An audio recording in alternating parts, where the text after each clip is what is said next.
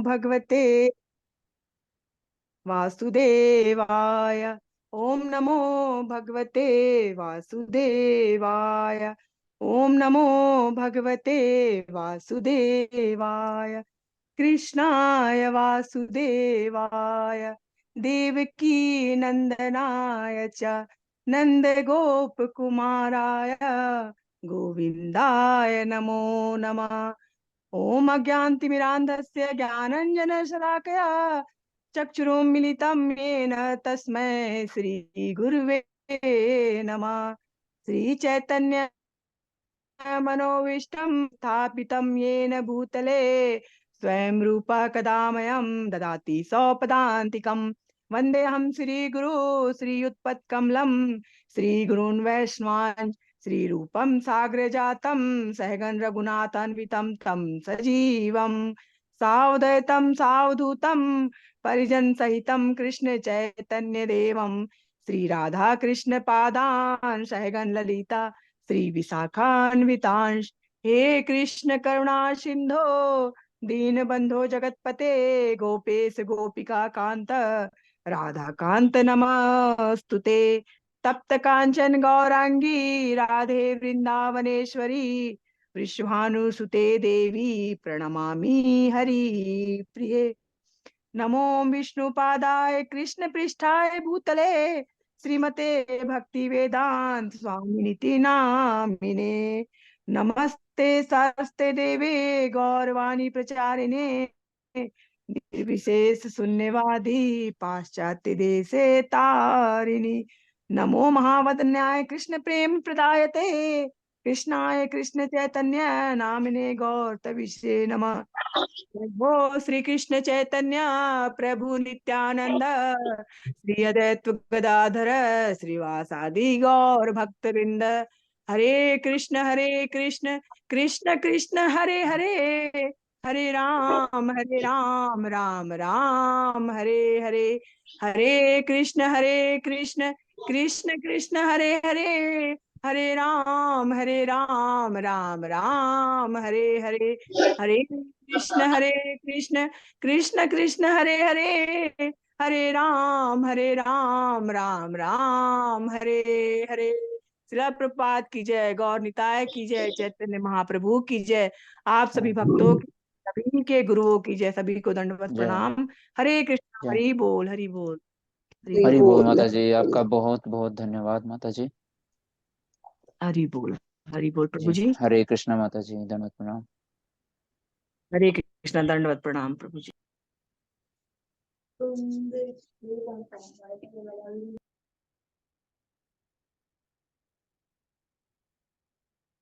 तो हम जो है आज शुरू करने जा रहे हैं ध्यान योग।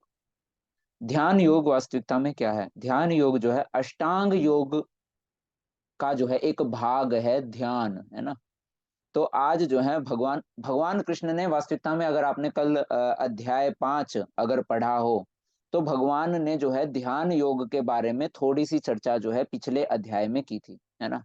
जब हमने कल सारे के सारे श्लोकों का जब उच्चारण किया था और उनका ट्रांसलेशन किया था, तब भगवान ने बताया था कि किस तरीके से अपने ध्यान को जो है अपनी भौहों के मध्य जो है, दृष्टि को भौहों के मध्य में केंद्रित करके, और योगी जो है वो अपनी प्राण तथा अपान वायुओं को जो है नथुनों के भीतर रोकने का प्रयास करते हैं, और फिर अपने मन पर केंद्र, मतलब मन और इंद्रियों को जो है वश में करने की जो है कोशिश करते हैं। और ऐसा किनके द्वारा किया जाता है? जो मोक्ष को जो है अपना लक्ष्य बनाते हैं, है ना। तो भगवान बताते हैं कि जो इस तरीके से करता है, वो वह योगी जो है इच्छा भय तथा क्रोध से जो है रहित हो जाता है। और जो निरंतर इस अवस्था में रहता है, इस ध्यान योग की अवस्था में जो रहता है, वह अवश्य ही मुक्त है ना। तो एक तो वो है जो मोक्ष प्राप्त करने के लिए जो है इस तरीके से अपने मन और इंद्रियों को जो है वश में करके रखते हैं, मन इंद्रियों और वश जो है बुद्धि को वश में करके रखते हैं, किसके लिए? मुक्ति प्राप्त करने के लिए। दूसरी तरफ भगवान कृष्ण बोल रहे हैं, दूसरी तरफ में वो योगी हैं जो केवल ध्यान करते समय इस क्रिया को नहीं करते हैं, बल्कि वो हर समय जो है अपने मन, इंद्रियां और बुद्धि को जो है हर समय जो है वश में करके रखते हैं। तो भगवान बोलते हैं कि वो वाला जो योगी है वो तो अवश्य ही जो है पहले से ही क्या है? मुक्त है। तो हम जो है समझने जा रहे हैं कि वास्तविकता में ध्यान योग क्या है। तो चलिए शुरू करते हैं। आखिर में योग क्या है? क्या अपने शरीर को जो है विभिन्न रूपों में जो है मोड़ना तोड़ना जो है, क्या ये जो है योग है? क्या आपने कई जगहों पर देखा होगा, कई स्थानों पर आपने देखा होगा कि आसपास में जो है किस तरीके से उपलों से जो है आग जला करके, और जो है कई साधु लोग जो हैं वो इस तरीके से अलग अलग जो है शारीरिक क्रियाओं के द्वारा जो है आपको कुछ मतलब प्राणायाम या फिर योग की पद्धतियां जो है करते हुए दिखाई दे जाएंगे। तो वास्तविकता में योग क्या है? क्या अपने शरीर को मतलब सिर नीचे और पैर ऊपर या इस तरीके से अलग अलग जो है शारीरिक अवस्थाएं जो बना करके प्रयास किए जाते हैं, क्या वो योग है? कहीं कई जगहों पर आप देखेंगे कि ये देखिए, किसी ने जो है अपने सिर को जो है जमीन में गाड़ लिया है ना? और लोग आते होंगे आसपास में और जो है किस तरीके से पैसे वगैरह जो है डाल के जाएंगे, है ना? तो क्या यह योग है? इवन इतना ही नहीं, आज के समय जो है योगा सेंटर्स भी बन गए हैं, है ना, जिसमें जो है कोई भी आपको योग सिखा रहा है ना? कोई जो है अपने शरीर को किसी एक तरीके से मरोड़ रहा है, तो किसी तरीके, अभी ये देखिए, इन्होंने सबने जो है अपने हाथों में जो है कोई बोतल ले रखी है ड्रिंक्स की, है ना? तो ये इस तरीके से ड्रिंक्स हैं कि कोई और शराब के कुछ वो है ना? तो ये जो है बैलेंस बनाने की कोशिश कर रहे हैं। तो वास्तविकता में ये योग नहीं, ये तो वास्तविकता में अपने शरीर को जो है मतलब एक संतुलन बनाने के लिए अपने दिमाग को जो है ट्रेन करना हुआ, है ना?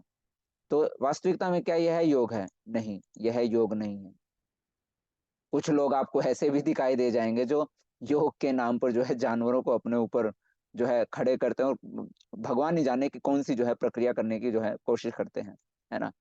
तो अगर ऐसा है, हर जगह आपको योगा की जो है कई सारी पुस्तकें आपको मिल जाएंगी, है ना? हर कोई जो है योगा के ऊपर लिखता हुआ आपको दिखाई देगा।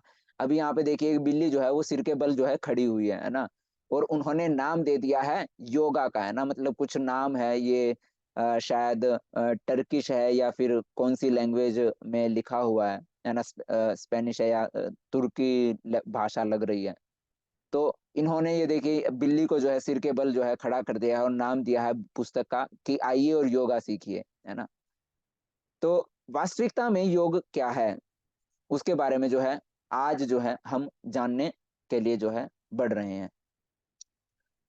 श्री भगवानुवाच अनाश्रित कर्म फलम कार्यम कर्म करोति यः स सन्न्यासी च योगी च न निर्न चाक्रियः।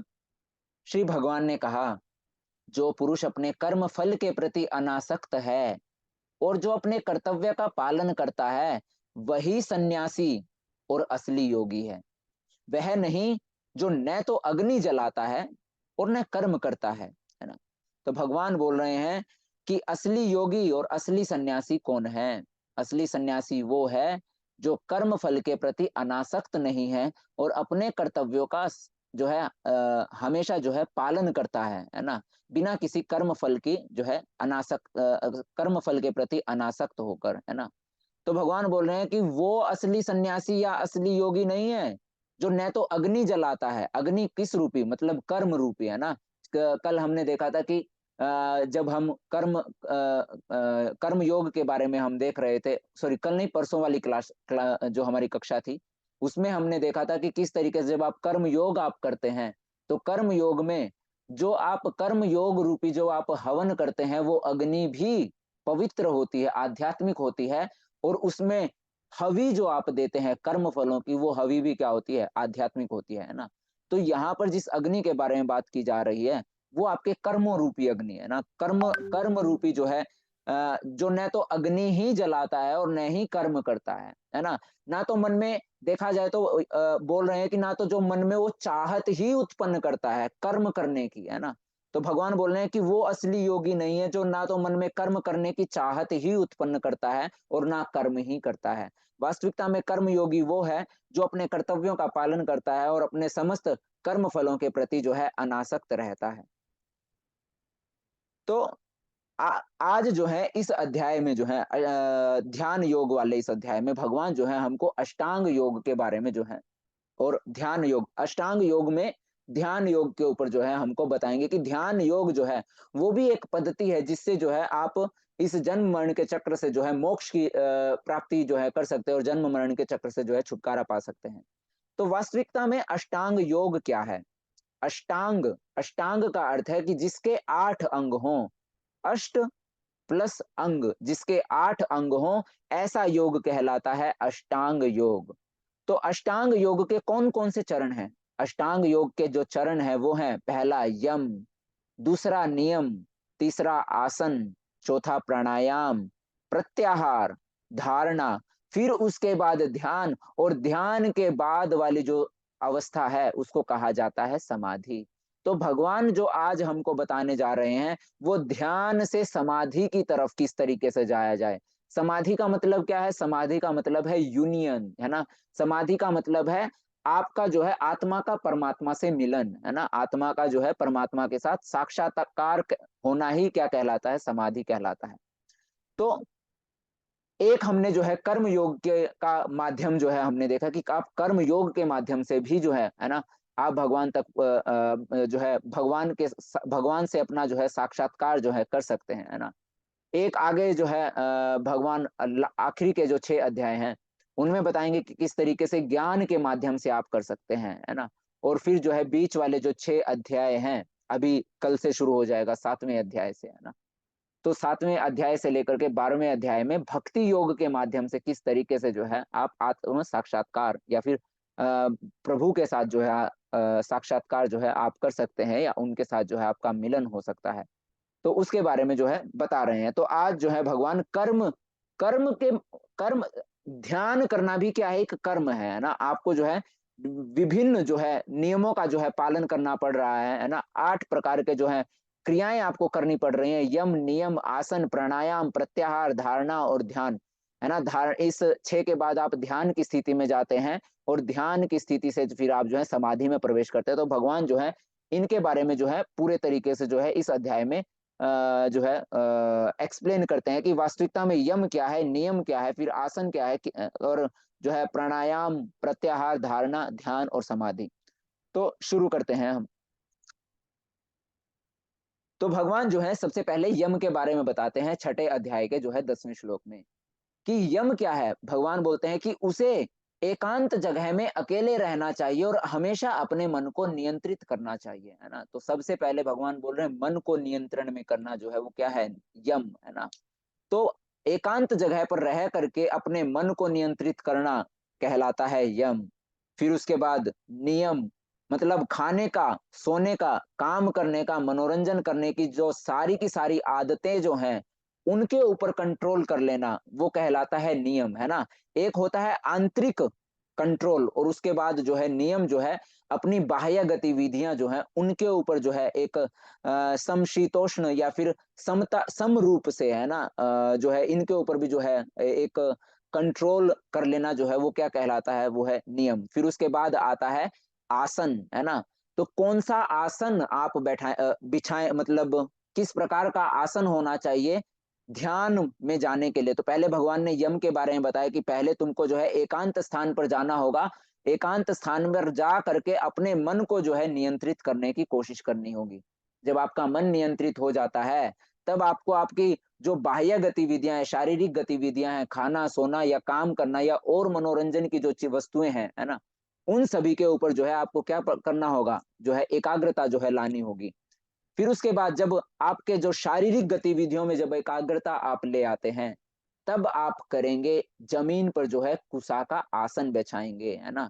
तो अब बारी आती है आसन बिछाने की। तो आसन कैसा हो? भगवान बताते हैं कि जमीन पर कुसा की घास बिछाएं और फिर इसे एक हिरण के खाल से कवर करें, है ना। एक हिरण की खाल से इसको ढक दें। आसन न तो बहुत ऊंचा होना चाहिए और न ही नीचा होना चाहिए, और पवित्र स्थान पर स्थित होना चाहिए। किसी व्यक्ति के शरीर, गर्दन और सिर को किसी व्यक्ति को अपने शरीर, गर्दन और सिर को एक सीध में रखना चाहिए और नाक की नोक पर लगातार घूरना चाहिए। भगवान जो है ध्यान करने की विधि बता रहे हैं। पहले आसन हम लेंगे, तो आसन में किस तरीके से बैठना है उसके बारे में भी भगवान ने बताया। पहले कुसा बिछाएं, कुसा के ऊपर एक हिरन की खाल जो है, हिरन की चर्म जो है, वो आप उसके ऊपर बिछाएं, और बिछाने के बाद जो है आप अच्छे तरीके से जो है बैठ जाइए, है ना। बैठने के बाद आपकी गर्दन, आपका सिर, आपका मतलब पूरा शरीर जो है, गर्दन और सिर जो है वो एक सीध में जो है होने चाहिए। और फिर आप अपने नाक की नोक के ऊपर देखेंगे, दोनों की दोनों आंखें, मतलब आंखें बंद करके इस तरीके से देखने का प्रयास करेंगे कि आप जो है अपने नाक की नोक पर जो है ध्यान केंद्रित कर रहे हैं। तो किसी व्यक्ति को शरीर, गर्दन और सिर को एक सीध में रखना चाहिए और फिर नाक की नोक पर लगातार घूरना चाहिए।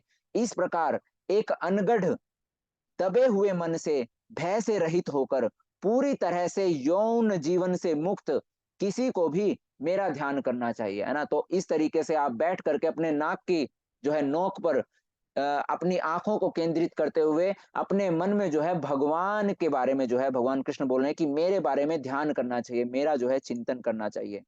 फिर उसके बाद आता है प्राणायाम। फिर जो है आसन लगाने के बाद जो है आपको प्राणायाम करना होगा, जिसमें जो है आप अपनी बाहर छोड़ने वाली श्वास, सांस जो है, और अंदर लेने वाली जो सांस है, दोनों की गतियों में जो है आप क्या लेकर के आते हैं, एक बैलेंस लेकर के आते हैं। दोनों की गतियों को जो है बराबर करते हैं ना। तो दोनों की सांस लेना और सांस छोड़ना, इन दोनों को के ऊपर जो है आप काबू पाते हैं।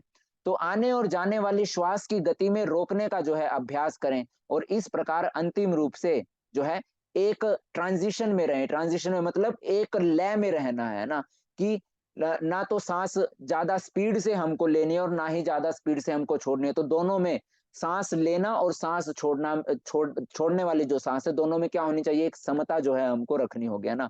और जितने भी बड़े बड़े योगी हैं, है ना, आपको पहाड़ों पर जो योगी मिलेंगे 150 साल या 200 साल, तो इस योग की जो एक क्या बोलते हैं पद्धति है ना, योग की इस प्रणाली से जब बड़े बड़े योगी अपने सांसों की गति जो है वो इतनी धीमी कर लेते हैं, हमारा जो जीवन काल है वो सांसों के ऊपर डिपेंड करता है ना।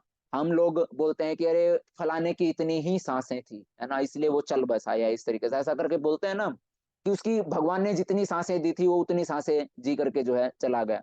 तो वास्तविकता में सांसों का ही हिसाब होता है।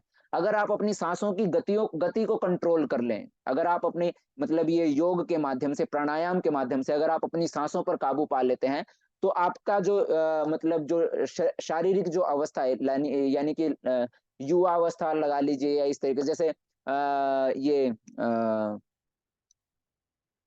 कौन है, बाबा रामदेव, है ना, जिस तरीके से वो किस तरीके से अपने योग के माध्यम से वो अपनी श्वास वगैरह को जो है काबू में रखते हैं, तो उनके जो शारीरिक जो है मतलब शारीरिक स्वास्थ्य जो है, वो आपने देखा होगा कि किस तरीके से आज भी जो उनके बाल जो है बिल्कुल काले आपको नजर आएंगे ना। तो ये सारा का सारा मतलब जो है सांसों के ऊपर जो है बहुत ज्यादा जो है निर्भर करता है। तो भगवान बोल रहे हैं कि आसन के बाद जो है आप प्राणायाम करें। प्राणायाम में जो है आप अपनी सांसों की गति जो है ना, बाहर जाने वाली और अंदर आने वाली जो सांसें हैं, उनकी गति को जो है धीमा करने का प्रयास करेंगे, और दोनों में समता बना करके जो है रखेंगे। जब आपकी सांसें कंट्रोल में आ जाएं, है ना, अब उसके बाद जो है आप पांचवें चरण की तरफ बढ़ते हैं। पांचवा चरण कौन सा है, प्रत्याहार, है ना।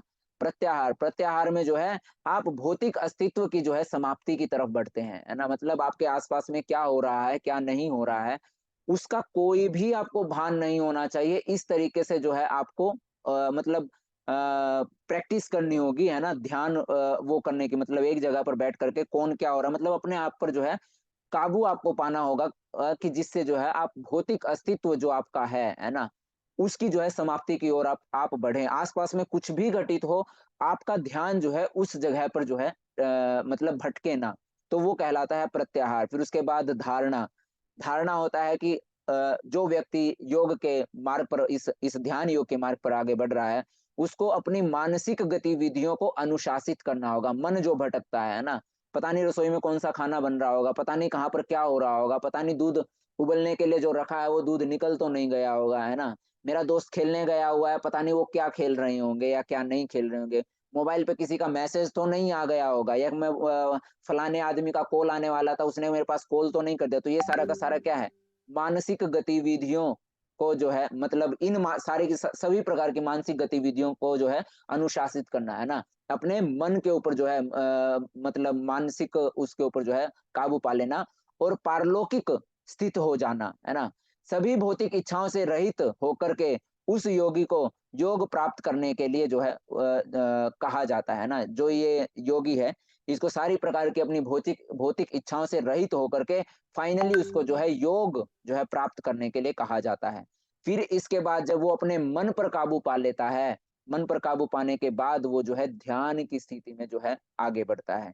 जैसे पवन रहित स्थान पर एक दीपक हमेशा टिका रहता है, मतलब दीपक की लो अगर आप खिड़की दरवाजे बंद कर दें तो जैसे एक दीपक की लो जो है हमेशा बिल्कुल एक जगह पर बिना हिले डुले रहती है, उसी तरीके से पारलौकिक व्यक्ति जो धारणा में स्थित हो जाता है ना, जिसने मन पर काबू पा लिया है और पारलौकिक अवस्था में स्थित हो जाता है ना, भौतिक अवस्था से ऊपर की ओर उठ जाता है, तो ऐसा व्यक्ति जो है उसी तरह पारलौकिक व्यक्ति जिसका मन नियंत्रित रहता है वह अपने ध्यान में हमेशा स्थिर रहता है। जिस तरीके से एक दीपक जो है वो बिना किसी जो है वायु वाले स्थान पर जो है उसकी लो जो है हमेशा एक जगह पर या एक पोजीशन में टिकी रहती है, तो इसी तरीके से ध्यान में केंद्रित जो व्यक्ति है उसका जो ध्यान जो है हमेशा उस दीपक की लो की भांति जो है स्थिर रहता है।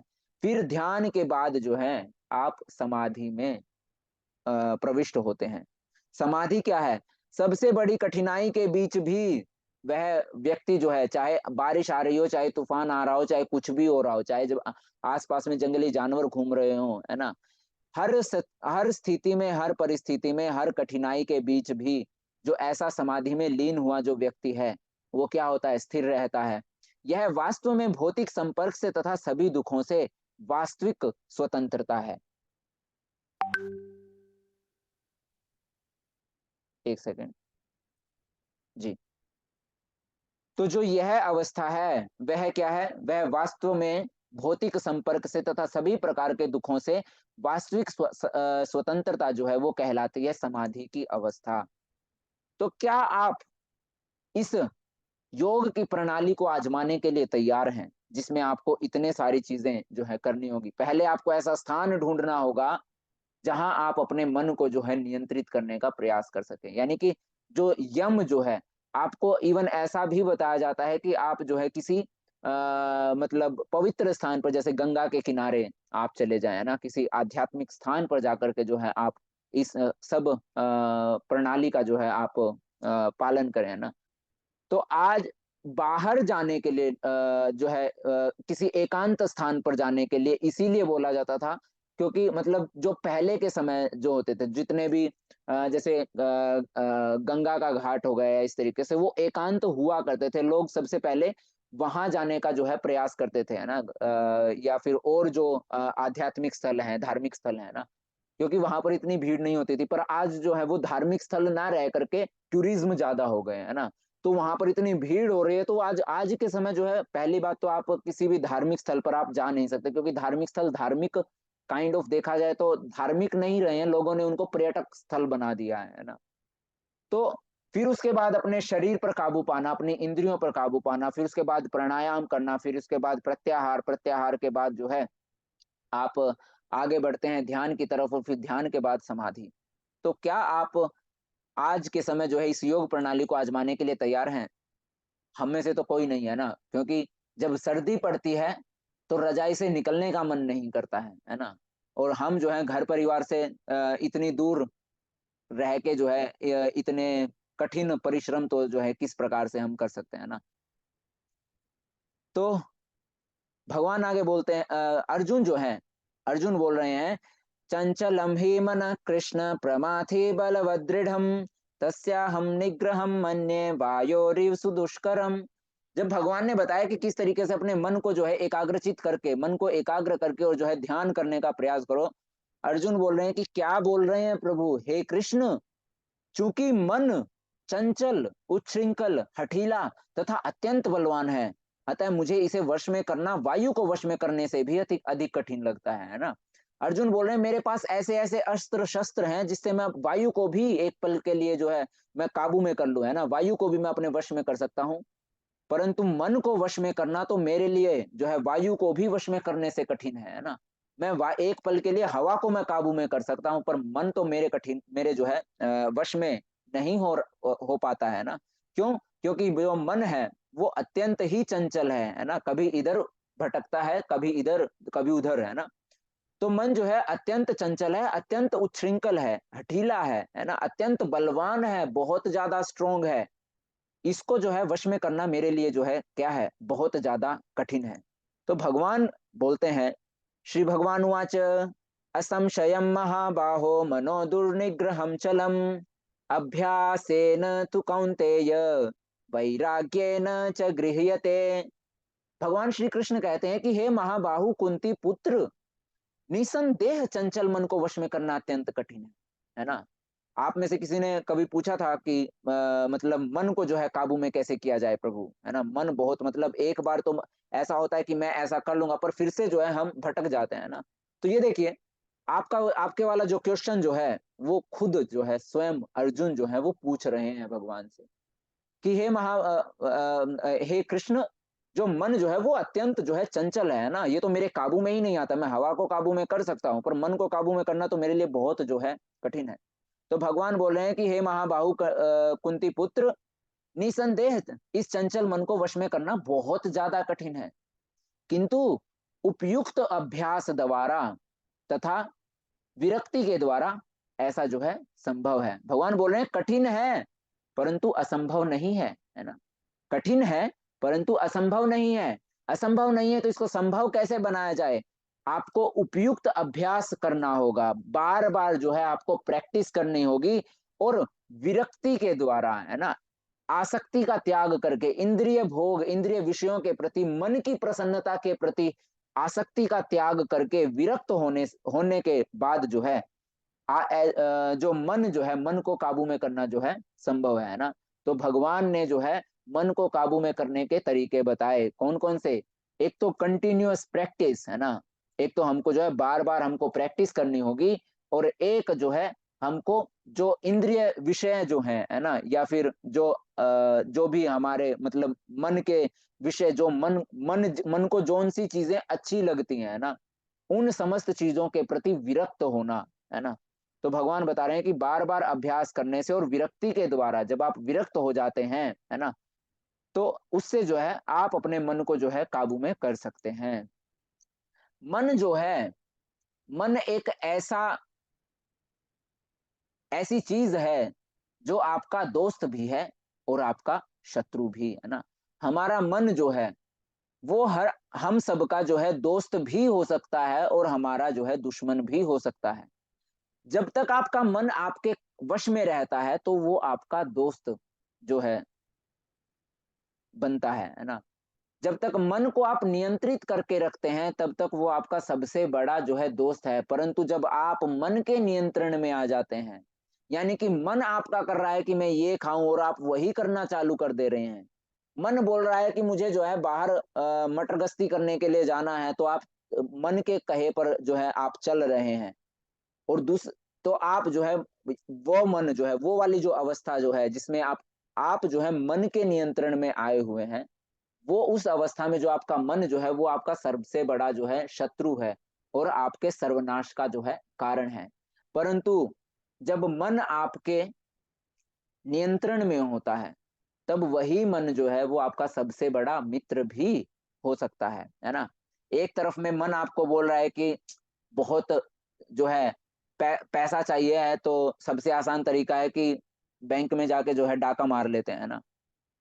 और दूसरी तरफ आपका जो मतलब मन जो है ना, अगर आपको बोले कि नहीं, ये चीज क्या है, ये चीज गलत है ना, ये चीज गलत है, बल्कि हमको मेहनत करके पैसा कमाना चाहिए, है ना।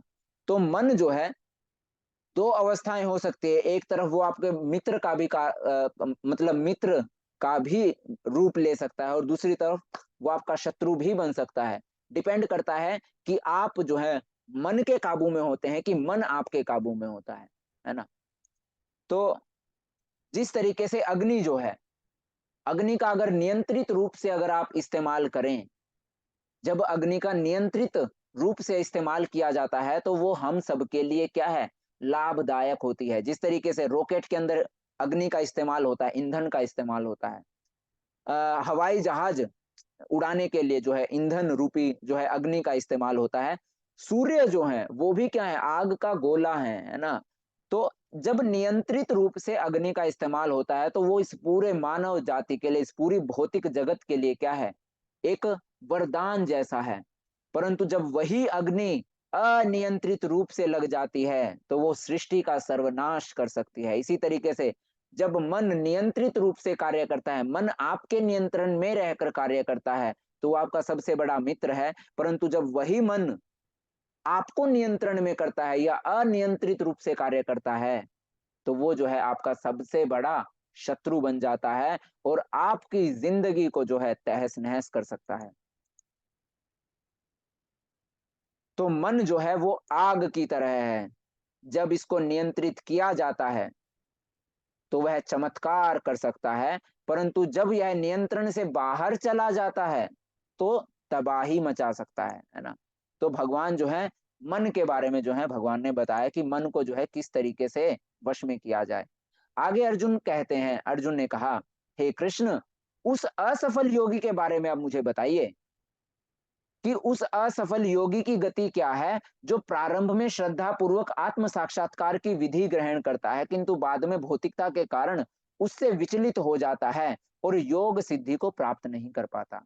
अर्जुन बोल रहे हैं कि आपने इतना समय हो गया, आप मुझे योग के बारे में जो है बता रहे हैं। चलिए फॉर एग्जाम्पल है ना, मैं मान लेता हूं उदाहरण के लिए कि कोई योग की पद्धति, इस योग के मार्ग पर जो है चलना शुरू करता है ना, योग का मार्ग जो है वो स्वीकार करता है, परंतु प्रारंभ में तो वो जो है श्रद्धा पूर्वक इस विधि को ग्रहण करता है। प्रारंभ में तो फॉर एग्जांपल अगर कोई किसी को बताए कि आप जो है ऐसा ऐसा कीजिए, मंदिर में जाइए, 16 माला जप कीजिए और 4 नियमों का पालन कीजिए, ठीक है, शुरू शुरू में आप जोश में आ गए हो, मैं भी जो है आज से जो है 16 माला का जप करूंगा, 4 नियम का पालन करूंगा और जो है मैं भी जो है अपने घर की ओर जो है मैं वापस जाऊंगा, है ना, जो मेरा वास्तविक स्वरूप है, अपने स्वरूप वास्तविक स्वरूप को मैं प्राप्त करूंगा और जो मेरे वास्तविक पिता हैं, है ना, उनके पास जो है मुझे जाना है ना। तो शुरू शुरू में सुन करके एक बार जोश आ गया है कि मैं जो है अब तो बस ये सब मोह माया है ना, कोई भी आपके पास आता है, लो ये खा लो, अरे दूर हो जा तू मेरे से, है ना, तू तू भी मोह माया है, तेरे पास जो है वो भी मोह माया है ना। तो एक बार तो हमारे अंदर इतना जोश आ जाए कि बस भाई आप पूछो मत, है ना, बस अब तो मैं 4 दिन में जो है गोलोक धाम में जो है मिलूंगा तुम सबको, है ना। तो अर्जुन बोले कि प्रारंभ में तो अगर कोई योगी जो है वो श्रद्धा पूर्वक आत्म साक्षात्कार की विधि ग्रहण करता है, परंतु बाद में भौतिकता के कारण जो है वो क्या हो जाता है, विचलित हो जाता है और योग सिद्धि को प्राप्त नहीं कर पाता। तो ऐसे योगी के साथ क्या होता है कि शुरू शुरू में तो बहुत जोश में है, पर 2 दिन में जोश ठंडा हो गया, है ना, सामने से किसी एक रिश्तेदार का फोन आ गया या पड़ोसी का फोन आ गया कि चल रहे हैं उधर घूमने जा रहे हैं, है ना, आने के बाद 16 माला जप कर लेना, या इस तरीके से फलानी जगह पे शादी चल रही है, फलानी जगह पे पार्टी चल रही है, फिर आप सोचते हैं कि चलो माला जब तो पहले आप मना करेंगे कि नहीं, तुम जो हो मुझे बहकाने की कोशिश करो, वो आपको 2 बार बोलेगा कि अरे कोई बात नहीं, माला कहीं भागी थोड़ी जा रही है, आप जो है कल कर लेना, सारी उम्र पड़ी है, या ऐसा वैसा। 2 बार आप मना करते हैं, तीसरी बार में सोचते हैं कि बात तो सही है, एक बार अगर कर ही लूंगा तो क्या ही बिगड़ जाएगा, ये खुश हो जाएगा, या इस तरीके से। तो आप क्या करते हैं, आप जो है माला को साइड में रखते हैं, अलमारी के अंदर पैक, है ना, और जो है बस एक दिन के लिए जो है चलते हैं कि एक दिन आनंद ले लिया जाए, है ना। तो जाते हैं और बस वो आनंद जो है अब कभी खत्म नहीं हुआ, वो आनंद कभी नहीं खत्म हो रहा है। और जो अलमारी में जो माला रखी थी, वो माला दोबारा कभी बाहर नहीं निकल रही है ना, क्योंकि फिर से लत लग गई है ना। तो अर्जुन जो है बोल रहे हैं कि ऐसे योगी के साथ क्या होगा, असफल योग, एक सेकंड, हाँ मैं इसके बाद जो है अर्जुन बोलते हैं कि क्या ऐसा नहीं होता है कि जो इस प्रकार का योगी होता है, जो बीच में इस योग विधि को जो है छोड़ देता है, क्या ऐसा नहीं होता है कि उसे नरक में भी जगह नहीं मिलती है? क्या ऐसा नहीं होता है कि उसके सारे के सारे जो पूर्वज जो हैं वो उनका पतन हो जाता है? क्या ऐसा नहीं होता है कि उसको जो है मतलब स्वर्ग में तो छोड़ो, मतलब इस लोक में तो छोड़ो, नरक में भी उसको जो है मतलब उसको कहीं स्थान नहीं मिलता है? तो क्या उसकी ऐसी गति नहीं हो जाती है? तो भगवान जो हैं आगे जो है इस संशय में हमारे हम में से भी जो है कईयों के मन में ये संशय रहता होगा ना कि प्रभु अगर बाई चांस अगर नहीं हो पाया तो, अगर हम नहीं कर पाए तो हमारे साथ क्या होगा, क्या हमको पाप लग जाएगा? मतलब एक ये धारणा जो है हमारे मन में बना दी जाती है ना, कि अगर तुमने ऐसा करना चालू किया और बीच में तुमने इसको छोड़ दिया तो तुम जो हो मतलब तुमको पाप लगेगा और तुमको जो है ऐसा ऐसा भोगना पड़ेगा। तो वो सवाल जो है वो स्वयं जो है अर्जुन जो है वो भी भगवान कृष्ण से पूछ रहे हैं ना। तो मैंने पहले ही बताया था कि अर्जुन जो है वो हम सभी को जो है हम सब के जो है प्रतिनिधि है ना, हम सभी का प्रतिनिधित्व कर रहे हैं, हम सभी को वहां पर दिखा रहे हैं कि हम कैसे सवाल जो हमारे सबके मन में जो है कैसे कैसे सवाल होते हैं, है ना। तो अर्जुन जो बोल रहे हैं कि हे महाबाहु कृष्ण, क्या ब्रह्म प्राप्ति के मार्ग से भ्रष्ट हुआ ऐसा व्यक्ति आध्यात्मिक तथा भौतिक दोनों ही सफलताओं से च्युत नहीं रह जाता? मतलब उसको ना तो ऐसा नहीं होता कि उसकी ना तो आध्यात्मिक सफलता ही प्राप्त होती है उसको, ना ही भौतिक सफलता उसको प्राप्त होती है, और छिन्न भिन्न बादल की भांति विनष्ट नहीं हो जाता, या फिर जिसके फल स्वरूप उसके लिए किसी भी लोक में कोई स्थान नहीं रहता है ना। तो अर्जुन बोल रहे हैं कि जब कोई इस तरीके से इस योग के मार्ग पर चलना बंद कर देता है तो क्या ऐसा नहीं होता उसका आध्यात्मिक सर्वनाश भी हो जाता हो और उसका भौतिक सर्वनाश भी हो जाता हो, है ना? क्या उसके साथ ऐसा नहीं होता कि वो जो है एक छिन्न भिन्न बादल की तरह बस इधर उधर भटक रहा है ना, उसको कहीं जगह नहीं मिल रही है ना, और किसी भी लोक में जो है उसको कोई स्थान नहीं मिलता है, नरक में भी उसको स्थान नहीं मिलता है। तो अर्जुन जो है इस तरीके से जो है भगवान से जो है पूछ रहे हैं ना, बोल रहे हैं कि हे कृष्ण, यही मेरा संदेह है और मैं आपसे इसे पूर्णतया दूर करने की प्रार्थना कर रहा हूं, है ना। आपके अतिरिक्त अन्य कोई ऐसा नहीं है जो इस संदेह को जो है मेरे मेरे इस संदेह को जो है नष्ट कर सके, है ना। तो आप में से कितने लोगों के मन में ये संदेह रहता है? जल्दी से बताइए, फिर हम जो है शुरू करेंगे कि भगवान क्या बताते हैं इस संदेह के बारे में। हरि बोल। हरे कृष्णा, हैंड रेज करके जरा मुझे बताइए कि कितनों के, या फिर अर्जुन के ही मन में ये संदेह रहता है? फिर इसका मतलब अगर हमारे मन में नहीं, इसका मतलब हम तो जो है मतलब आध्यात्मिक पद जो है प्राप्त कर चुके हैं, इसका मतलब आप सभी जो है भक्ति में सर्वश्रेष्ठ हो चुके हैं, अगर आपके मन में ऐसा सवाल नहीं है तो, क्योंकि मेरे तो मन में रहता था जी। तो ये जो सवाल है ना, ये सवाल जो है लगभग सबके ही मन में रहता है ना, कि कहीं ऐसा ना किया तो कहीं हमारा मतलब हम निपट तो नहीं जाएंगे, है ना। तो अर्जुन जो है यही सवाल जो है भगवान कृष्ण से अर्जुन जो है पूछ रहे हैं। तो भगवान जो है बोलना शुरू करते हैं। श्री भगवान वाच, पार्थ नैवेह नामुत्र विनाशस्तस्य विद्यते, नहि कल्याण कृत किश्चिद दुर्गतिम दुर्गतिम तात गच्छति। श्री भगवान ने कहा, हे पृथा पुत्र, कल्याण कार्यों में निरत योगी का न तो इस लोक में और न ही परलोक में विनाश होता है। हे मेरे मित्र, भलाई करने वाला जो है कभी भी बुरे से पराजित नहीं होता, है ना। तो भगवान कृष्ण बोल रहे हैं कि जो भी कल्याण के कार्यों में निरत रहता है, कल्याण के कार्यों में जो लगा रहता है, उसका इस लोक में तो छोड़ दे, परलोक में भी कभी सर्वनाश नहीं हो सकता, कभी विनाश नहीं होता है ना। जो हमेशा भलाई करने में लगा रहता है ना, भलाई करने वाला जो व्यक्ति है वो कभी भी बुरे से पराजित नहीं हो सकता। असफल योगी जो है ना, पहले तो भगवान ने बताया कि देखो कभी भी सर्वनाश नहीं होगा, है ना। आपने अगर थोड़ी सी भी तरक्की की, हमने क्या पढ़ा था दूसरे अध्याय में, है ना, जिसमें अर्जुन जो है बोलते हैं कि मुझे पाप लग जाएगा या इस तरीके से, है ना। तो भगवान ने उस समय भी अर्जुन को बताया था कि इस योग के मार्ग पर की गई थोड़ी सी भी जो प्रगति है वो आपको जो है महान से महान भय से जो है आपकी रक्षा करती है, आपका पतन नहीं करती, आपको पाप नहीं देती है ना। तो यहाँ पर भी भगवान बोल रहे हैं कि जो है कल्याण कार्यों में जो योगी निरत रहता है उसका ना तो इस लोक में ना ही किसी दूसरे लोक में यानी परलोक में जो है उसका विनाश होता है। और हे मित्र, भलाई करने वाला जो व्यक्ति जो है वो कभी भी बुराई से पराजित नहीं होता। और जो एक असफल योगी है ना, जिसने इस योग के मार्ग पर चलना तो शुरू किया है ना। योग का मार्ग मतलब वो कर्म योग हो सकता है, ज्ञान योग हो सकता है, भक्ति योग हो सकता है, कुछ भी हो सकता है। उसने इस योग के मार्ग पर आत्म साक्षात्कार प्राप्त करने की विधि ही क्या है? योग, है ना। उसी को तो योग कहते हैं ना, भगवान के साथ आत्म साक्षात्कार जो है, भगवान के साथ एकाकार हो जाना, है ना। या फिर भगवान अपने जो है वास्तविक अपने अपने वास्तविक स्वरूप को पहचान लेना कि मैं भगवान कृष्ण का शाश्वत दास हूँ, है ना, मैं भगवान कृष्ण का जो है शाश्वत अंश हूँ। तो कोई किसी भी रूप में जो है वो आत्म साक्षात्कार की जो है विधि जो है ग्रहण कर सकता है।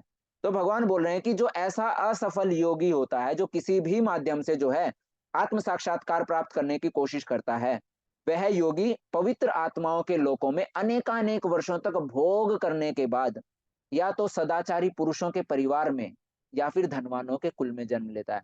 जिसने शुरुआत की और फिर माया में भटक गया है ना, फिर किसी भी तरीके से जो है मतलब क्लब में जाना या इधर उधर शादी वादियों में जो है पार्टियों में के उसमें जो है झमेले में पड़ के जो है भटक गया है।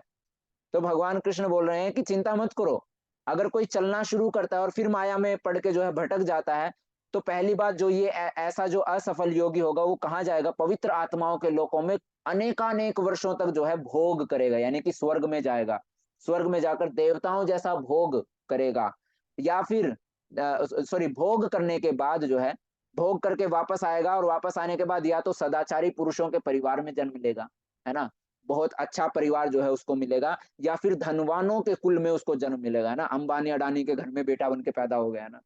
तो जो है इस तरीके से जो है भगवान बताते हैं कि उसका जो है कभी सर्वनाश नहीं होता, या फिर उसके बाद और इससे ज्यादा क्या हो सकता है, अथवा यदि कोई दीर्घ काल तक योग करने के बाद असफल रहता है, मतलब एक तो वो हो गए जिसने बस शुरुआत की थी, फॉर एग्जाम्पल मैं उदाहरण दे रहा हूँ कि 4 दिन माला जपी, 16 माला जप किया, नियमों का पालन किया, फिर उसके बाद छूट गए या इस तरीके। ऐसा नहीं कि आप भी यही सोचे कि अच्छा बस 4 दिन माला जपने से, मैं ये नहीं बता रहा हूँ है ना, कि 4 दिन माला जपो, 4 दिन जो है 4 नियमों का पालन करो, फिर उसके बाद जो है भैया लंबे समय तक स्वर्ग की टिकट पक्की कट गई है, और जो है फिर उसके बाद अंबानी अडानी के घर में जन्म भी जो है पक्का हो गया, तो मैंने अपना अगले वाला जो है वो सुधार लिया, ऐसा नहीं है। भगवान ने कोई डेट नहीं दिया है ना, कहीं आप ये सोच ले कि तो इसको जो है मतलब गलत डायरेक्शन में लेके जाने की जरूरत नहीं कि प्रभु ने ऐसा ऐसा बोला था कि थोड़े समय तक करना चालू करके और बीच में छोड़ दो, बस तुमको जो है अंबानी अडानी के घर में जो है जन्म मिल जाएगा, है ना, ऐसा नहीं है। तो जो है भगवान ने बताया कि जो शुरुआत करते हैं परंतु आगे जाकर के भटक जाते हैं किसी तरीके से, है ना, तो उनके साथ जो है ऐसा ऐसा होता है, पहले स्वर्ग में जाएंगे, देवताओं जैसा जीवन भोगेंगे, फिर उसके बाद भोगने के बाद जो है किसी सदाचारी परिवार में जो है सदाचारी पुरुषों के परिवार में जन्म मिलेगा, या फिर धनवान व्यक्तियों के कुल में उनका जन्म होगा। अब दूसरी तरफ वो लोग जिन्होंने लंबे समय तक भक्ति की है ना, जिन्होंने लंबे समय तक भक्ति की है, दीर्घ काल तक योग करने के बाद फिर असफल रहे हैं, मतलब किस तरीके से उदाहरण कैसे दे सकता हूँ, लंबे समय तक आपने जो है अभी जो है कथा आएगी, है ना, किस तरीके से, अभी देखिए मैंने एक भरत महाराज की कथा के बारे में याद कीजिए, जब पिछली कक्षा में भरत महाराज का वो आया था, अभी वो समय है कि भरत महाराज जो है, भरत महाराज बहुत बड़े भक्त थे, है ना, परंतु समय काल के मतलब कालांतर में चलते हुए एक हिरण के बच्चे के प्रति मोहित हो जाते हैं ना, भ्रमित हो जा मोह में पड़ जाते हैं हिरण के बच्चे के लिए ना, उसको अपना बच्चा समझ करके जो है पालना उसका पालन पोषण करना चालू कर दिया। जो भक्ति में उनका सारा का सारा दिन जाता था भरत महाराज का, उनका अब जो है आधे से ज्यादा दिन किस में जा रहा है, उस हिरण के बच्चे की जो है देखभाल करने में जा रहा है ना, तो वो किधर वो हो गए हैं, माया में पड़ गए हैं। हिरण का बच्चा गुम हो जाता है, किसी हिरण के झुंड के साथ जो है निकल जाता है कहीं और, इधर जो है जो भरत महाराज जो कभी भक्ति में इतने एकाग्रचित होकर के लगे रहते थे, उस हिरण के बच्चे के विलाप में जो है रो रो करके जो है अपना जो है मतलब शरीर त्याग देते हैं ना। तो ये होता है कि लंबे समय तक भक्ति की, और लंबे समय तक भक्ति करने के बाद जो है मतलब उनके साथ जो है क्या होता है, लंबे समय तक भक्ति की फिर जो है माया में जो है वो पड़ जाते हैं ना, भौतिकता में पढ़ करके जो है भटक जाते हैं, तो उनके बारे में जो है भगवान बता रहे हैं कि अथवा यदि कोई दीर्घ काल तक योग करने के बाद भी अगर असफल रहता है, तो ऐसे योगियों को, जो ऐसे व्यक्ति जो हैं वो ऐसे योगियों के कुल में जन्म लेता है जो अति बुद्धिमान है ना। तो लंबे समय तक भक्ति करने के बाद, लंबे समय तक इस योग के मार्ग पर चलने के बाद अगर आप भटक जा रहे हैं, है ना, अंतिम समय में, है ना, मृत्यु के समय, या फिर मतलब वो होता है ना बुढ़ापे में समझ नहीं आ रहा है भैया, तब उस समय जो है सारी की सारी पूजा पाठ, मतलब उस समय पर जाकर के आपको अपने जो है बच्चे पोते, है ना, बच्चे बच्चों की पत्नियां जो है उनके ऊपर ज्यादा ही प्यार उमड़ना चालू हो जाता है, पूजा पाठ छूट जाती है, अब समझ में आने लगता है कि भैया मेरे पोते पोतों को छोड़ने का टाइम, आप जो है आप उनके प्रति ज्यादा आसक्त हो गए हैं ना, बच्चों के प्रति ज्यादा आसक्त हो गए हैं, अच्छे से ध्यान रखना या इस तरीके से, है ना, तो आप बस उन्हीं के बारे में सोच रहे हैं। तो ये होता है कि लंबे समय तक आपने सारा टाइम जो है वो किया, परंतु अंत समय में जाकर आप जो है डगमगा गए हैं, है ना। तो उस समय जो है भगवान बोलते हैं कि उसको ऐसे योगियों के कुल में जन्म प्राप्त होता है जो अति बुद्धिमान है।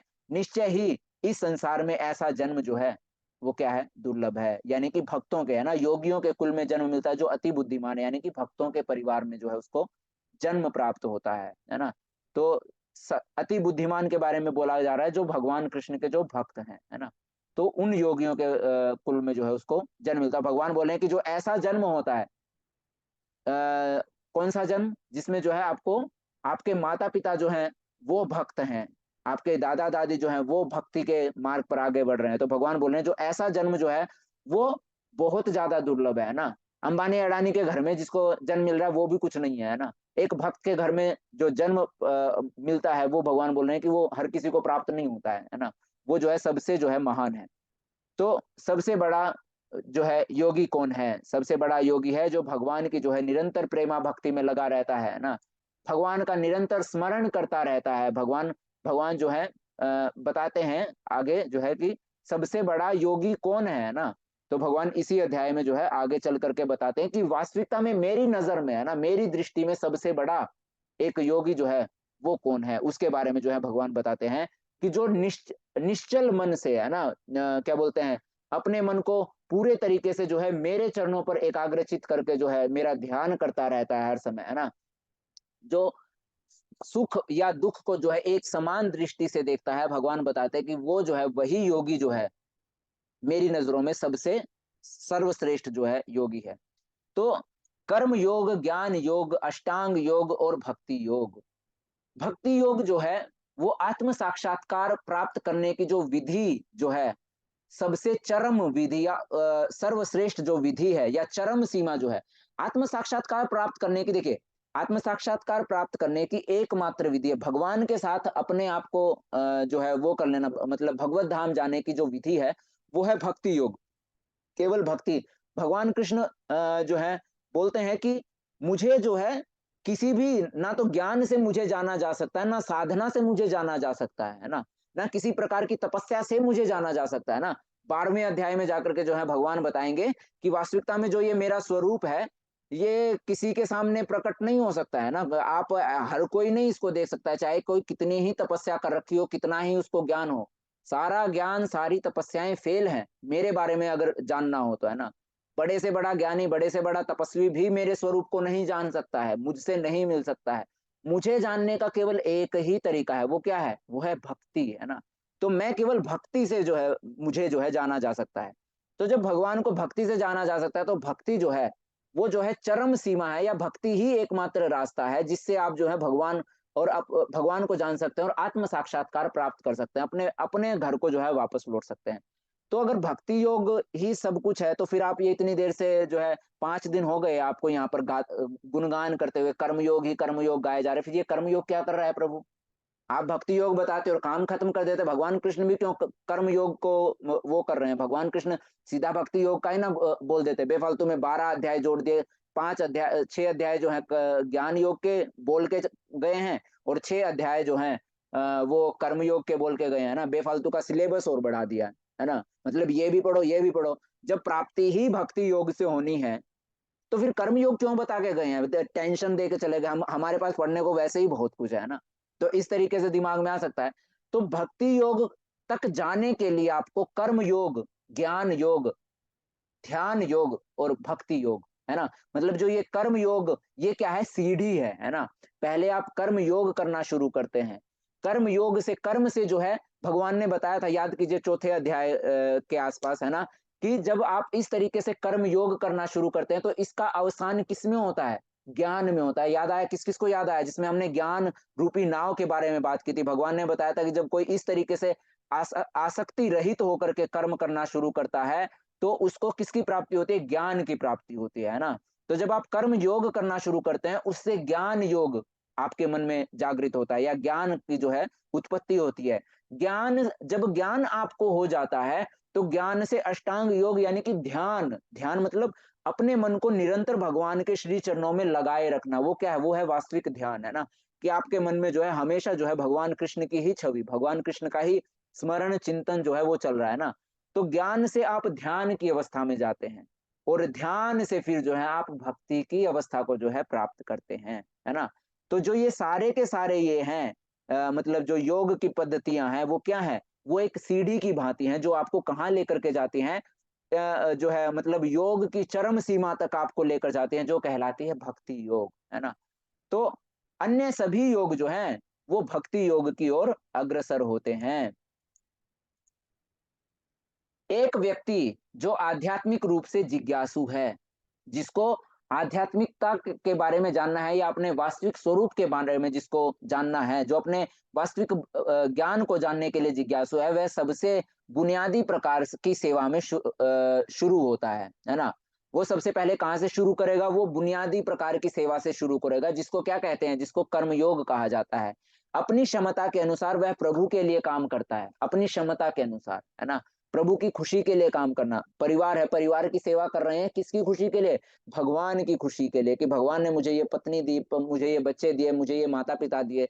तो सबसे पहले वहां से, अभी तक कर्म किसके लिए हो रहा था, अभी तक कर्म हो रहा था बीवी बच्चों की खुशी के लिए, माता पिता की खुशी के लिए। परंतु अभी वही कर्म जो पहले बीवी बच्चों की खुशी के लिए या माता पिता की खुशी के लिए हो रहा था, अब वही सारा कर्म जो है वो भगवान की खुशी के लिए करना शुरू कर देते हैं।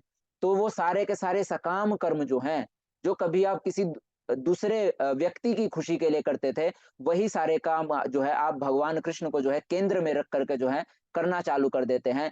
और भी कई उदाहरण हैं, जिस तरीके से आपको जो भी सैलरी आपको मिलती है, तो आप केवल अपनी खुशी के लिए या पत्नी बच्चों की खुशी के लिए नहीं, बल्कि भगवान की खुशी के लिए फूल खरीद करके लेकर आ रहे हैं, सैलरी जब आते हैं ना। तो सैलरी आ रही है, पत्नी के लिए नई साड़ी आ रही है, बच्चों के लिए नए कपड़े आ रहे हैं, उसके बजाय जो है या फिर उसके साथ साथ जो है भगवान के लिए भी आ रहा है ना, भगवान के लिए नई फूलों की माला आ रही है, ताजे ताजे फूल लेकर के आ रहे हैं, भगवान को भोग अर्पित करने के लिए नए नए स्वादिष्ट मिठाइयां आप लेकर के आ रहे हैं, या मंदिर में आप डोनेशन कर रहे हैं भगवान की सेवा, ताकि सुचारू रूप से हो सके। तो जो सकाम कर्म था वो किस में प्रवृत्त हो जाता है, कर्म योग में प्रवृत्त हो जाता है। फिर इसके बाद इसका अभ्यास करते हुए वह कई ज्ञानियों से मिलता है। जब आप कर्म योग करना शुरू करते हैं तो आप जो है ज्ञानियों से मिलेंगे, और ज्ञानियों से मिलने के बाद जो है आप ज्ञान योग में, ज्ञान में जुट हो जाते हैं। फिर धीरे धीरे आपको यह समझ में आने लगता है कि वह आप जो है वो शरीर नहीं है, आप कौन है, आप आत्मा है, और भगवान जो है वो परमात्मा स्वरूप में आपके हृदय में जो है हमेशा निवास करते हैं। और आप जो है इस बात को जो है महसूस करना जो है चाहते हैं, तो आप जो है ध्यान करना जो है शुरू करते हैं। वह कृष्ण के समक्ष समर्पण कर देता है। बाद में जो भक्ति वाली जो अवस्था है उसको बोला जाता है संपूर्ण समर्पण, है ना। आप जो है पूरी तरीके से कृष्ण को समर्पित हो जाते हैं, है ना, कि आपका जीवन में चाहे सुख हो या दुख हो, सब कुछ कृष्ण की देन, कुछ मिले तो भी कृष्ण की देन, कुछ ना मिले तो भी कृष्ण की इच्छा, है ना। तो आप जो है पूरी तरीके से कृष्ण के समक्ष समर्पण कर देते हैं और भक्त बन जाते हैं। और यह जो है सबसे उच्च योग साधना में शामिल होता है, वह है भक्ति योग, है ना। इस तरीके से समर्पण जो करना है उसी को क्या कहते हैं, भक्ति योग कहा जाता है, जिसमें आप पूर्ण रूपेण जो है भगवान को समर्पित हो जाते हैं। तो भक्ति योग को बुद्धि योग भी कहा जाता है, क्योंकि यह सभी योगों में सबसे चतुर है ना। भक्ति योग जो है उसको बुद्धि योग भी कहा जाता है, क्योंकि यह योग सभी योगों में सबसे चतुर है, क्योंकि अन्य योगों की सीमाएं हैं। जो अन्य योग हैं, कर्म योग, ज्ञान योग, ध्यान योग, उन उन सब की सीमाएं हैं, परंतु भक्ति योग की कोई सीमा नहीं है ना। भक्ति योग की कोई सीमा नहीं है, कोई नियम नहीं है, कोई कानून नहीं है ना। ये सारे के सारे ज्ञान से ऊपर बढ़ के है ना, समस्त प्रकार का वेदों मतलब ऐसा भगवान आगे बताएंगे कि जो एक भक्त जो होता है, जो भक्ति योग के मार्ग पर चलता है, वो समस्त ब्राह्मणों से भी ऊपर उठ चुका होता है, वो प्रकृति के तीनों गुणों को लांघ चुका होता है। तो इसीलिए इस भक्ति योग पर चलने वाला व्यक्ति जब प्रकृति के तीनों गुणों से छुटकारा पा सकता है, तो सोच करके देखिए जो भक्ति है या भक्ति योग जो है वो सभी सीमाओं का तोड़ है, यानी कि सभी सीमाओं से जो है बाहर का जो है गुण है, या फिर बाहर की जो है अवस्था है ना, ये किसी के कंट्रोल में नहीं है, बल्कि सब कुछ जो है इसके अंडर में आता है ना। तो यहाँ पर जो है इस तरीके से जो है भगवान ने बताया। अभी जो है भगवान बताते हैं कि वास्तविकता में परम योगी कौन है ना। हमने देखा तो कि जो वास्तविकता में सर्वश्रेष्ठ योगी जो है कौन है, तो भगवान बोलते हैं योगी नामपि सर्वेषां मद्गतेनांतरात्मना श्रद्धावान भजते यो माम समे युक्त तमो मतः।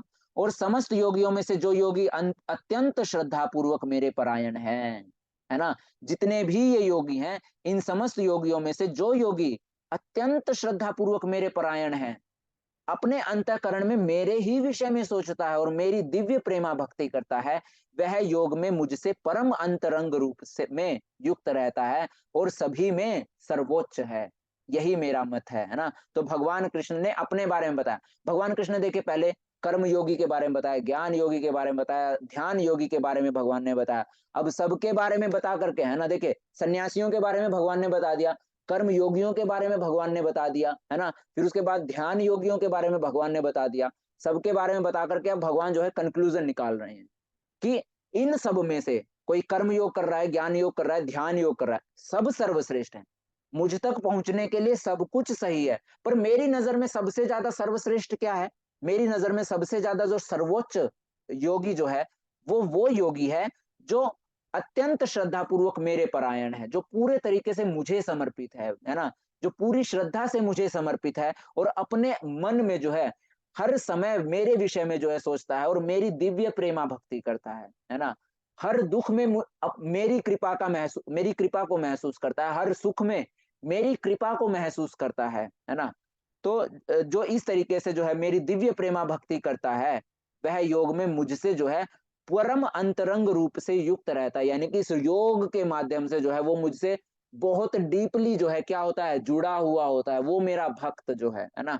और वह योगी जो है वो सबों में जो है सर्वोच्च है, सभी में जो है सर्वश्रेष्ठ जो है योगी है, यह जो है मेरा मत है। तो यहाँ पर हमारा ये अध्याय जो है वो समाप्त होता है और जो है इसको जो है समाप्त करते हैं प्रभुपाद जी के कुछ शब्दों के द्वारा। भक्ति योग समस्त योगों की परिणति है। अन्य योग तो भक्ति योग में भक्ति तक पहुंचने के साधन मात्र हैं।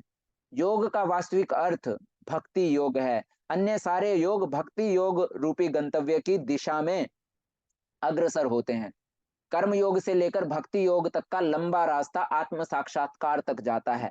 निष्काम कर्म योग इस रास्ते का आरंभ है। प्रभुपाद जी बता रहे हैं कि किस तरीके से चरम सीमा जो है वो क्या है। अगर भगवान के साथ जो है आत्म साक्षात्कार प्राप्त करना, अगर आप सभी को आत्म साक्षात्कार प्राप्त करना है तो उसके लिए केवल और केवल भक्ति योग ही एकमात्र साधन है। और भक्ति योग तक पहुंचने के लिए जो कर्म योग जो है वो क्या है, वो शुरुआत है। आरंभ कहाँ से करना होगा? अगर भक्ति योग तक जाना है तो कर्म योग से शुरुआत करनी होगी, फिर विभिन्न चरणों को पार करते हुए आप जो है वो भक्ति योग तक पहुंचते हैं। कोई विरला भाग्यशाली ही वैदिक विधान के अनुसार भक्ति योग के पथ को स्वीकार करके कृष्ण भावना भावित हो पाता है।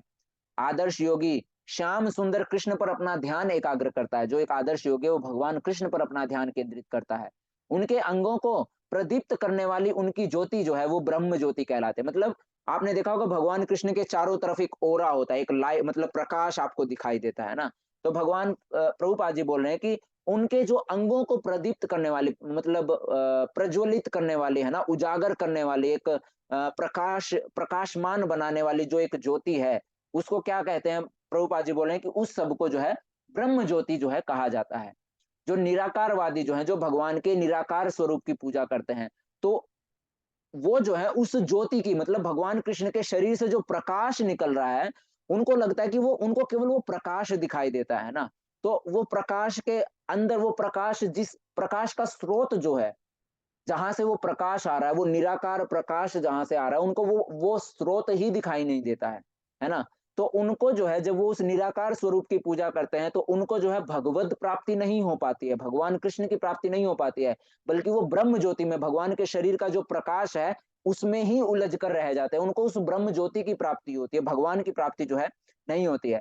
वे जो है राम अभी जो है योगियों के जो भक्ति योग भगवान कृष्ण का जो है के ऊपर ध्यान केंद्रित करते हैं उसके बारे में प्रभुपाद जी बता रहे हैं कि जो ऐसे योगी हैं वे राम, नृसिंह, वराह तथा भगवान श्री कृष्ण जैसे विभिन्न रूपों में ये जो भगवान है, भगवान श्याम सुंदर जो कृष्ण है, वो राम, नृसिंह, वराह तथा श्री भगवान कृष्ण जैसे विभिन्न रूपों में अवतरित हैं। वे सामान्य व्यक्ति की भांति माता यशोदा के पुत्र रूप में जन्म ग्रहण करते हैं और कृष्ण, गोविंद तथा वासुदेव के नाम से जाने जाते हैं। वे पूर्ण बालक, पूर्ण पति, पूर्ण सखा तथा पूर्ण स्वामी है, और वे समस्त ऐश्वर्यों तथा दिव्य गुणों से ओतप्रोत हैं। जो श्री भगवान के इन गुणों से पूर्णतः अभिज्ञ है, वही सर्वोच्च योगी कहलाता है। योगी की यह सर्वोच्च दशा केवल भक्ति योग से ही प्राप्त की जा सकती है, जिसकी पुष्टि वैदिक साहित्यों से होती है। तो समस्त प्रकार के जो वैदिक साहित्य जो हैं, वो इसी का ही जो है क्या करते हैं, बखान करते हैं। तो योग वास्तविकता में क्या है? वास्तविकता में जो योग है वो है एक आध्यात्मिक अभ्यास, है ना। योग जो है अपने शरीर को विभिन्न अवस्थाओं में तोड़ना मरोड़ना योग नहीं है, बल्कि एक स्पिरिचुअल प्रैक्टिस जो है वो है वास्तविकता में योग, है ना। सतयुग में जो है, सतयुग में भगवान विष्णु का ध्यान किया जाता था, है ना। ध्यान योग जो है, अष्टांग योग का जो पद्धति थी, वो सतयुग में जो है मतलब फॉलो की जाती थी, है ना। क्योंकि उस समय पर हमने देखा कि सतयुग में जो है जीव एक मनुष्य की जो एवरेज आयु है, औसतन जो आयु है, वो 1 लाख वर्ष की हुआ करती थी, है ना। तो उनके पास इतना समय हुआ करता था, समय काल और स्थान के अनुसार जो है, और जो मतलब स्रोत मतलब स्रोतों के उपस्थिति, मतलब कितनी चीजें अवेलेबल है, उसके अनुसार जो है वहां पर जो है उस समय में जो है भगवान विष्णु के का जो है ध्यान करके जो है भगवत प्राप्ति करने का प्रयास किया जाता था, जिसमें जो है उस कोई संभवता नहीं होती थी कि किसको जो है मतलब आत्म साक्षात्कार प्राप्त हो पाएगा या नहीं, है ना। कोई गारंटी नहीं होती थी कि लाखों लाखों साल तक जो है ध्यान करने मात्र से उनको जो है आत्म साक्षात्कार जो है प्राप्त होगा भी कि नहीं भी होगा, है ना। फिर उसके बाद त्रेता युग आया। त्रेता युग में बड़े बड़े महान जो है महंगे महंगे यज्ञ किए जाते थे, है ना। कितने बड़े बड़े, जैसे अश्वमेध यज्ञ जो है वो अपने आप में जो है एक बहुत बड़ा यज्ञ है ना। इसी तरीके से वेदों में जो है कई सारे जो है मतलब यज्ञों का जो है बखान किया गया है ना, जिसमें जो है बहुत महंगी महंगी सामग्रियां लगती हैं, है ना। बहुत बड़े बड़े जो है ज्ञानी जो है ब्राह्मणों की आवश्यकता होती है ना। अगर कोई बलि भी दी जाती है तो वो ब्राह्मण भी जो है, हमने चर्चा की थी कि कितने कितने सर्वश्रेष्ठ हुआ करते थे, कि वो तुरंत जो है जिस जीव की अगर बलि दी जा रही है, तो वो अपने ज्ञान से अपनी तपस्या से उस जीव को जो है तुरंत दूसरा शरीर जो है प्रदान कर देते थे, है ना। तो ऐसे ऐसे ब्राह्मण जो है वो उन यज्ञों का जो है उन यज्ञों को जो है किया करते थे। फिर उसके बाद द्वापर युग आया। द्वापर युग में मंदिरों की जो है मंदिरों में जो है भगवान के अर्च विग्रह की जो है पूजा होनी जो है शुरू हुई, है ना। तो द्वापर युग में मंदिरों में जो है पूजा होनी शुरू हुई। फिर उसके बाद अभी जब कलयुग आया है, तो कलयुग में एकमात्र साधन जो है, एकमात्र सबसे आसान जो रास्ता है भगवत प्राप्ति का, वो है भगवान के पवित्र नामों का जप करना, है ना। तो कलयुग में जो वास्तविक जो है तरीका है, सबसे आसान तरीका और सर्वश्रेष्ठ तरीका जो है, वो है भगवान के पवित्र नाम का जप करना। क्योंकि भगवान जो है वो नाम के रूप में जो है हम सबके बीच में जो है अवतरित होते हैं, पवित्र नाम के रूप में जो है अवतरित होते हैं। भगवान और भगवान के पवित्र नाम में कोई अंतर नहीं है। तो कलयुग में जो है हम सबको जो है प्रभु के पवित्र नाम का हमको जप करना चाहिए। यही जो है नाम जप ही सर्वोच्च सबसे बड़ा जो है यज्ञ है। तो इसके बारे में जो है यहाँ पर आता है। सारे के सारे शास्त्र जो हैं वो भी इसी के बारे में बताते हैं कि किस तरीके से कलयुग में लोगों को केवल और केवल परमेश्वर के ही पवित्र नामों का जप करना चाहिए, है ना। ये एक संहिता है, नरेयाय संहिता। तो उसमें जो है आया हुआ है कि किस तरीके से ना नारायण संहिता, है ना। तो उसमें जो है आया है कि कलयुग में जो है लोगों को केवल और केवल परमेश्वर के पवित्र नामों का ही जप करना चाहिए। चैतन्य चरितामृत की आदि लीला में भी इसका जो है बखान हुआ है। एक सेकंड जी। तो चैतन्य चरितामृत में भी आता है, हरिर नाम हरिर नाम एव केवलम, कलौ नास्तेव नास्तेव नास्तेव गतिर अन्यथा, है ना। कि कली काल के इस समय में केवल और केवल हरि जो है हरि नाम संकीर्तन ही एकमात्र रास्ता है। इसके अलावा, है ना, भगवान के पवित्र नाम का जप करने के अलावा कोई रास्ता नहीं है, कोई रास्ता नहीं है, कोई भी रास्ता जो है नहीं है। ऐसा चैतन्य चरितामृत में भी आता है ना। तो हमको भगवान के पवित्र नाम का हमको जप करना चाहिए। हरे कृष्णा महामंत्र का हमको जप करना होगा। हरे कृष्ण कृष्ण कृष्ण हरे हरे, हरे राम राम राम हरे हरे। तो बार बार जो है ना, लगातार जो है भगवान के पवित्र नाम का जप ही हमको इस कली काल के जो है भव बंधन से जो है हमका जो है छुड़ा सकता है। तो हम सबको जो है हरे कृष्ण महामंत्र का ही जप करना होगा। हरे कृष्ण महामंत्र भगवान के पवित्र नाम का ही संकीर्तन करना होगा, है ना। सारे के सारे शास्त्र जो हैं वो जो है भगवान के पवित्र नाम जप के लिए ही जो है हमको क्या देते हैं, रेफरेंस हमको देते हैं या बताते हैं, है ना। तो सारे शास्त्र सम्मत सहमत हैं जो है, या फिर हमको इस चीज के बारे में बताते हैं कि प्रभु के पवित्र नाम का जप ही सर्वश्रेष्ठ है। श्रीमद् भागवतम में भी आता है, जहां कहते हैं कि मेरे प्यारे राजा, हालांकि कलयुग दोषों से भरा है, फिर भी इस युग के बारे में एक अच्छी गुणवत्ता है। वो यह है कि हरे मंत्र का यानी हरे कृष्ण महामंत्र का जप करने से कोई भी व्यक्ति जो है वो भौतिक बंधन से मुक्त हो सकता है और आध्यात्मिक लोक में जो है पदोन्नत हो सकता है। तो केवल भगवान के पवित्र नाम का जप करने मात्र से कोई भी इस भौतिक बंधन से छुटकारा पा सकता है और हमेशा हमेशा के लिए आध्यात्मिक लोक में जो है जा सकता है, जहां जाने के पश्चात जो है कभी भी जो है वापसी नहीं होती है। भगवान कृष्ण 10वें अध्याय के 25वें श्लोक में बोलते हैं, यज्ञा नाम जप यज्ञोस्मि, है ना, कि मैं समस्त यज्ञों में पवित्र नाम का जप यज्ञ मैं हूं, है ना। तो हमको जो है हरे कृष्ण महामंत्र का हमको जप करना होगा। और जप किस प्रकार हमको करना चाहिए, सबसे पहले हमको पंच तत्व मंत्र का हमको जप करना होगा, है ना। जय श्री कृष्ण चैतन्य प्रभु नित्यानंद, श्री अद्वैत गदाधर श्रीवास आदि गौर भक्त वृंद। फिर उसके बाद हरे कृष्ण महामंत्र का जप शुरू करना होगा। हरे कृष्ण कृष्ण कृष्ण हरे हरे, हरे राम राम हरे हरे, है ना। ये आप सभी के सामने स्क्रीन पर जो है पंच तत्व मंत्र है ना। जय श्री कृष्ण चैतन्य प्रभु नित्यानंद, श्री अद्वैत गदाधर श्रीवासादि गौर भक्त वृंद। फिर उसके बाद जप किस प्रकार किया जाए, थोड़ा जोर जोर से जप करना चाहिए ताकि आप उसको सुन सके, है ना। मंत्र का जो जप का नाम जप का जो उच्चारण है वो आपके कानों तक जा सके, जिससे आपकी जिह्वा ही नहीं आपके कान भी जो है शुद्ध हो सके। प्रत्येक नाम का अलग अलग उच्चारण करना चाहिए, ऐसे नहीं करना है हरे कृष्ण कृष्ण कृष्ण हरे राम राम राम हरे हरे कृष्ण कृष्ण कृष्ण हरे हरे, मतलब आपको समझ नहीं आ रहा है, आपको भी नहीं पता चल रहा है कि आप क्या बोल रहे हैं क्या नहीं बोल रहे हैं ना। तो हर एक शब्द का हर एक नाम का अलग अलग उच्चारण करना है। हरे कृष्ण कृष्ण कृष्ण हरे हरे, हरे राम राम राम हरे हरे, हरे कृष्ण कृष्ण कृष्ण हरे राम राम राम हरे हरे। तो इस प्रकार जो है प्रत्येक नाम का हमको जो है अलग अलग जो है अच्छे से जो है जप करना है। सम्मान भक्ति और एकाग्रता के साथ हमको जप करना है ना। तो यहाँ पर जो है जप किस प्रकार से किया जाए उसके बारे में भी हमने देखा। तो यहाँ पर हमारा यह अध्याय समाप्त होता है। हरे कृष्णा। तो अभी जो है आप सबके अगर कोई सवाल हैं तो वो ले लिए जाएंगे।